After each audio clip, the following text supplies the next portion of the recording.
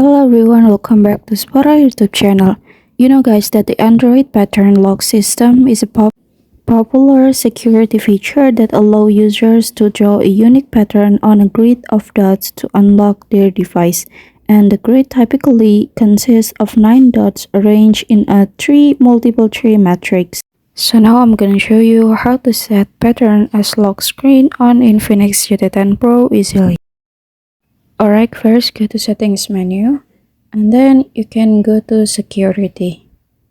Alright, now you can go to password and biometric and then you can choose a screen lock.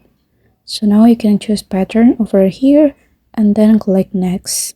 So you should to draw an unlock pattern and you have to draw at least 4 dots. And you can click confirm and you can click done. And then we can try to unlock the phone and you can draw the previous pattern. Alright, here's the tutorial and thank you so much for watching.